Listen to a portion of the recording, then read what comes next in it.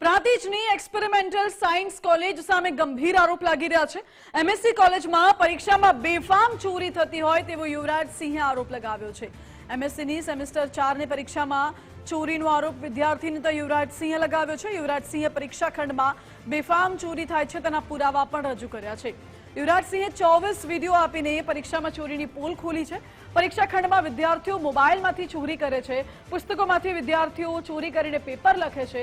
27 માર્ચથી લઈને 2 એપ્રિલ સુધી આ પરીક્ષા ચાલી હતી, જેમાં ચોરી કરવામાં આવી તેવો આરોપ લાગી રહ્યો છે। કોલેજના સંચાલકો જ આ ચોરી કરાવતા હોવાનો પણ યુવરાજસિંહે આરોપ લગાવ્યો।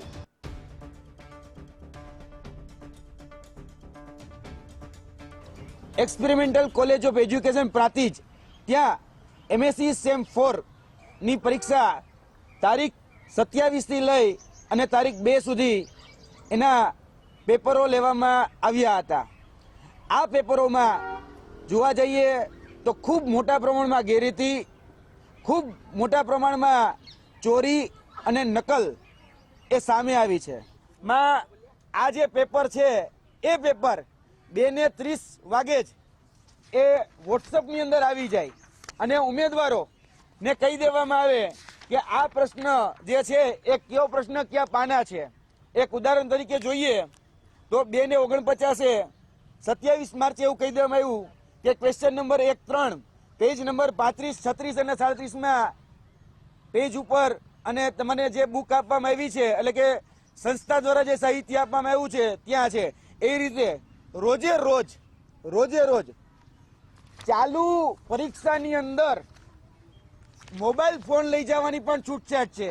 આ વિડીયોની અંદર તમે જોઈ શકશો કે ફક્ત વિદ્યાર્થીઓ પાસે એ સરકારી સાહિત્ય નહીં, એની સાથે સાથે મોબાઈલ ઇન્સ્ટ્રુમેન્ટ પણ છે અને વિદ્યાર્થીઓ છે એ એઆઈ નો ઉપયોગ કરી અને એના જવાબો પણ અંદર એ લખી રહ્યા છે।